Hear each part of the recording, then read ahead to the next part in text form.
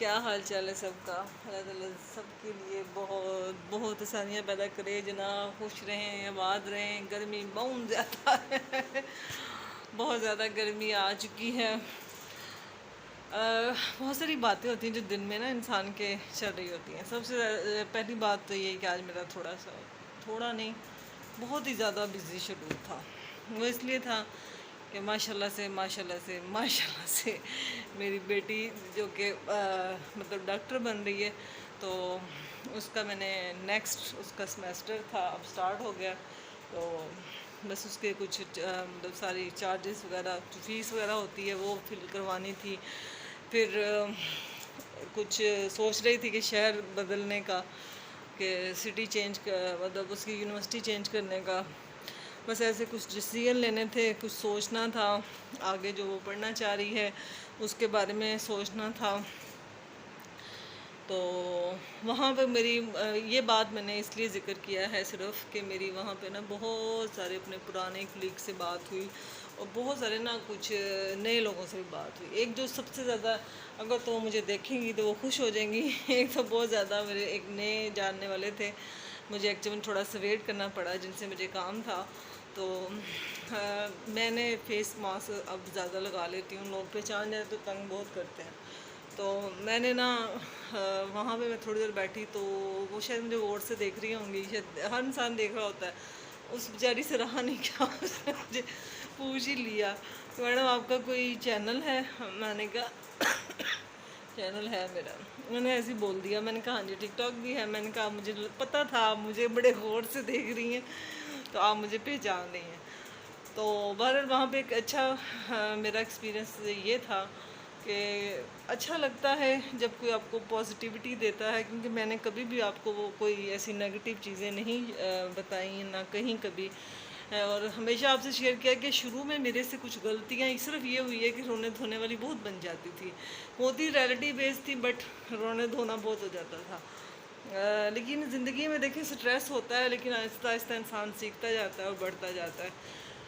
तो आगे मेरे अंदर डिसीजन पावर अपने लिए बहुत कम थी, लेकिन बेटी के लिए बहुत ज़्यादा है। तो उसने, क्योंकि मैं मतलब वो नहीं इतना ज़्यादा इंटरेस्टेड थी डॉक्टर में, लेकिन मैंने उसको फोर्स ही समझ लें, थोड़ा सा इनक्रेज करना पड़ता है बच्चों को कि बच्चे को ज़िंदगी में ऐसी लाइन करो जो आपके लिए बहुत अच्छी ज़िंदगी गुजारने के लिए आसानी पैदा कर दे।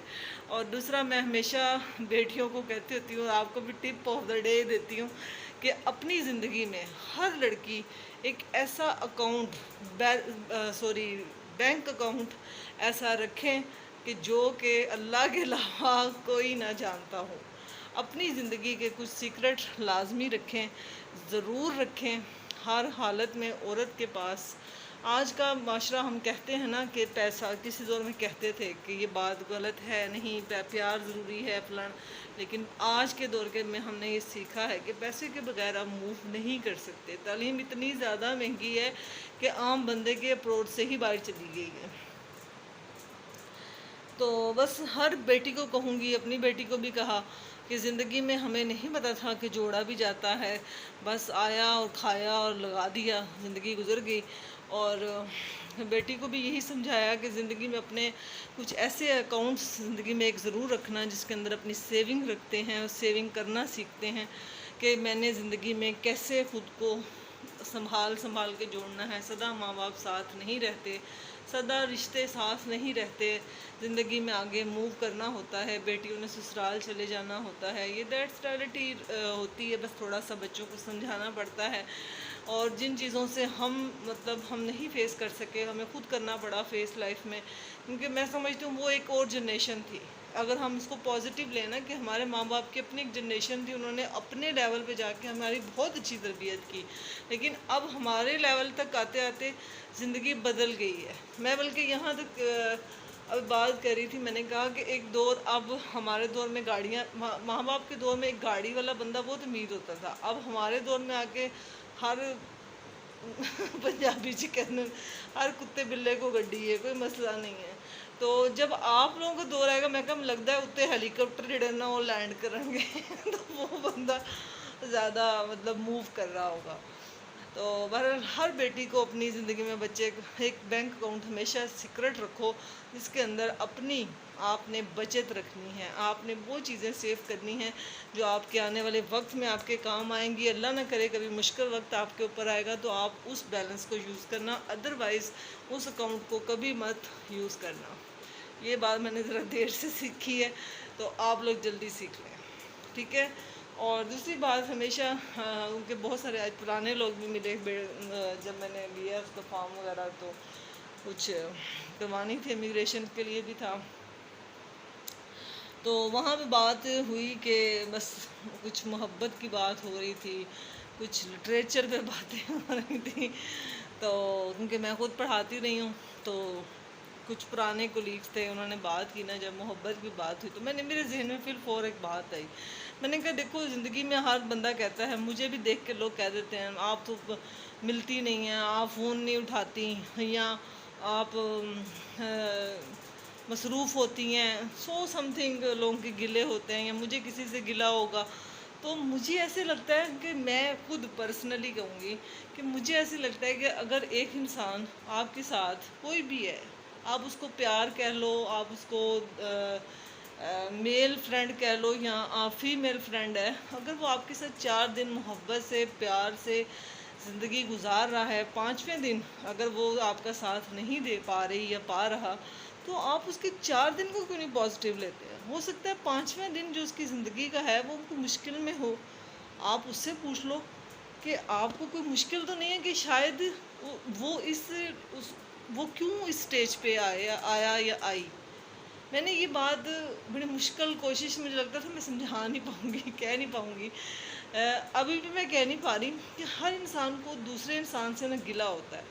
हम हर वक्त ये गिला करते हैं, उन्हें मेरा साथ नहीं दिता, उन्हें मेरा ना इदा किया, मैं ना, ये कोई नहीं कहता कि मैं किसी नाल की कीता। चलो वो आपके साथ 4 दिन चला है, आप उस 4 दिन का ही नहीं देना दे सकते उसका ज़िंदगी का, तो 5वें दिन में ज़रूरी था उसका आपको साथ देना। आप उस 4 दिनों को ही याद कर लें और खुश हो जाएं।